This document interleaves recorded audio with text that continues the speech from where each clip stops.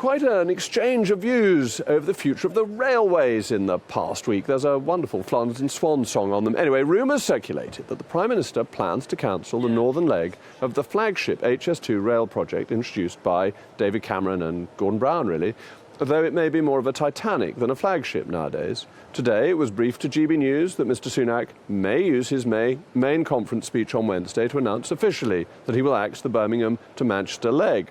But subsequently, a government source has told GB News that there have been no decisions made. Yesterday, GB News' Camilla Tominey asked the Levelling Up Secretary, Michael Gove, whether HS2 should go to Manchester. Here's what he had to say.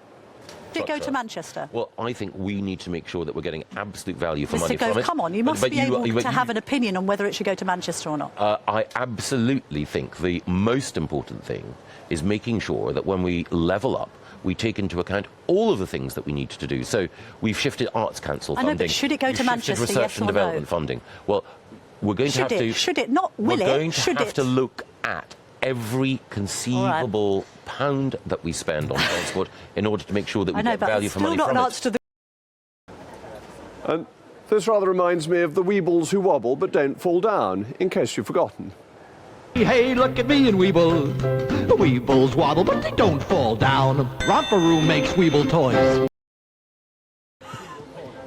That was a marvellous example of Weebles wobbling, but they don't fall down. And whether HS2 does or not, I don't know. But the prospect of losing this new infrastructure has reignited the row over whether it should go ahead or not. Many have welcomed the prospective abandonment on the grounds of inefficiency, a lack of affordability, whereas some other MPs from all sides have expressed anger and frustration at the idea, with many arguing that the initiative is essential for levelling up and for the future prosperity of the north of England.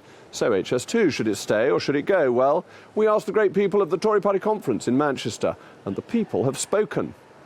HS2 shouldn't be scrapped. No, why not? Because it's going to be a great investment for rail, link the north and the south, and we need to give investment to the north. There's loads in the south, so it needs to be even. Should never have started in the first place.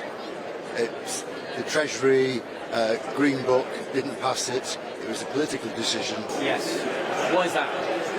Because I believe the connectivity in the north, the northeast, could much more benefit from the scrappage of HS2. I can't possibly answer that question because obviously I'm not a Mancunian, and I think it's really up to the people in Manchester. If they want it and they stick up for it, then maybe they'll get it. It just might take a bit of time. I don't think it should. It's because it's such an important part to that infrastructure, especially in the UK. I'm joined now by Frank McKenna, the Chief Executive of Downtown in Business. Mr McKenna, thank you for joining me. I mean, this project's massively over budget. The economic return from it is now negative. Isn't it sensible to cut now rather than carry on pouring good money after bad? Good evening, Jacob. Good to join you. I would say no to the final question, but agree entirely with your premise that the costs of this project have got totally out of control, and we should be asking questions as to why that's happened. Any project that goes 14 years plus before we start to see any sign of it being delivered in the north is simply unacceptable. It comes back to some of the points that you've been making around business-friendly policies and regulation. And if you look at the way in which this project has been basically bogged down with all of that type of regulation, NIMBYism, the bureaucracy that people have had to go through to get plans approved, the fact that we've had to spiral costs out of control in order to, as I say, bow down to NIMBYism. They're the sort of things that really have cost this project really very, very dearly. And I would say to you, Jacob, that if you're a government that's been in power for 14 years, you've got to take total responsibility for those costs going out of control. And then you have to ask yourself the question, we spent now £33 billion on a line that goes from Birmingham to nowhere. Now, I don't think we can afford to waste that sort of money. And I think what we should be doing is look to see if we can cut those costs moving forward, get those costs under control, bring that £100 billion figure that's been quoted down. But ultimately, final point I'll make, and I'll let you back in. We talk about £100 billion. This will be £100 billion for a scheme that will see us way into the next century. And you mentioned the Magna Carta in 1292. That's the last time we had. Let's not go into the Magna Carta because, Frank, hold on. You made a very important point. You said we've spent 33 billion, therefore we should spend the next 67 billion. That, to me, is the sunk cost fallacy. The 33 million is gone, but we would now spend an extra 67 billion and still not have a good enough railway.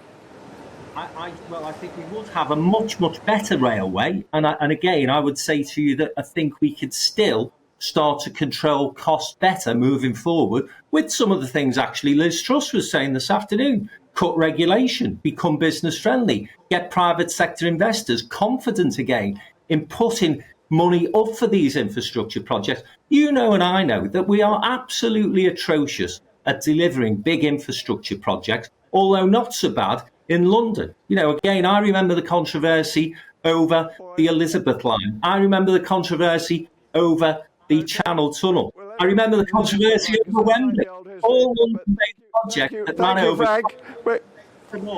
I'm going to try and get a word in edgeways, fish slice, but thank you very much. That's another Flanders and Swan joke, one of my favourites. But thank you, Frank. Still with me is GB News senior political commentator Nigel Nelson. Nigel, the crux of it, to my mind, is just because you've spent 33 billion, you shouldn't go on to spend 67 billion when you know that it's too expensive and it's not giving you the economic return that you expect. If there's 67 billion to spend, there are so many better ways to spend it. Well, I mean, this is your sunk cost fallacy, and the question is whether it's a fallacy. So what it depends on, really, is whether there will be a public benefit by completing HS2. I appreciate it's gone way over cost, and I'm sure if we were thinking about building it now, we simply wouldn't. That's because the whole nature of work has changed. There's 4-day weeks, there's flexible working at home. I appreciate both you and Michael Gove don't like those things, but they actually exist. We can now do Zoom calls much more easily. We probably wouldn't need HS2 now. But we have got as far as we have. I think there would be a benefit to the whole country to have a high-speed rail going all the way north and south, and that's why it should continue. But wouldn't it be better spent on the roads? That economically, money spent on roads has a much higher return. And just driving here on Sunday, the M6 on a Sunday afternoon is chock-a-block. There are so many ways of spending money on infrastructure that would really help the north of England, or north and Midlands. You really don't want to get to net zero at all, do you? I mean, the whole point is that we're not spending money on roads. The idea is... No, I want an efficient economy, and we're not going to get to net zero on our own. The Chinese are pumping out all of our emissions plus every year. Yes, indeed, and a small change in China goes much further than a big change here. But if we want the moral leadership that we purport to want for net zero, therefore we've got to do our bit as well. But actually, if we have all the electric cars that you want, then having wide roads that can take lots of cars and have no congestion is a thoroughly good thing. Yes, in which case then let's keep to the target of getting rid of petrol and diesel by 2030. But let's widen the roads, because then you can argue. Then we can argue about the target separately. Yeah. But you definitely want to widen roads and make life easier for the motorist, and stop obsessing by the 19th century romanticism of the railways. Well, but the whole thing is that if you're looking at public transport, our choices are railways and buses, unless you fly everywhere. Flying is not a very good idea. That obviously rail certainly is the most environmentally best way of actually doing it. 87% of journeys are taken by road. Well, but that's what we have to change. But we're not going to change it. If you have a decent high-speed rail system, it might actually change. But this is brilliant. I'm so glad you're on, because this is socialism. You think you should tell people how to lead their lives and make them go on the trains, whereas I think you want to get in your car, the government must facilitate you going in your car. Well, in which case then we're back then to not reaching net zero by 2050. Not necessarily if you get all your electric cars. In which case then don't change the 2030 target. That'll take time. And we might get hydrogen cars anyway. I think hydrogen's potentially very interesting. Yeah, probably not for cars. No.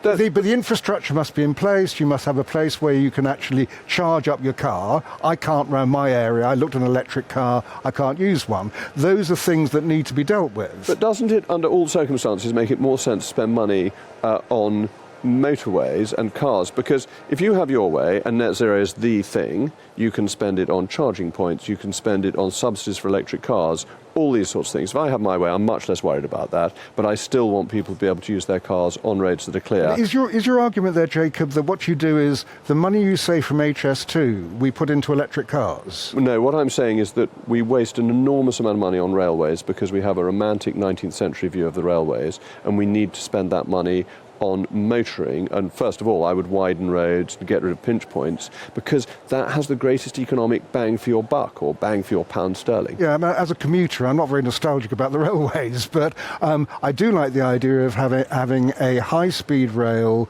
that connects pretty much the entire country. And we've been vacillating for too long about this. I know about the costs going up. We did the same thing with our super carriers that Tony Blair brought in. David Cameron wanted to cancel them, found he couldn't. I rather hope we'll find ourselves in the same situation with HS2.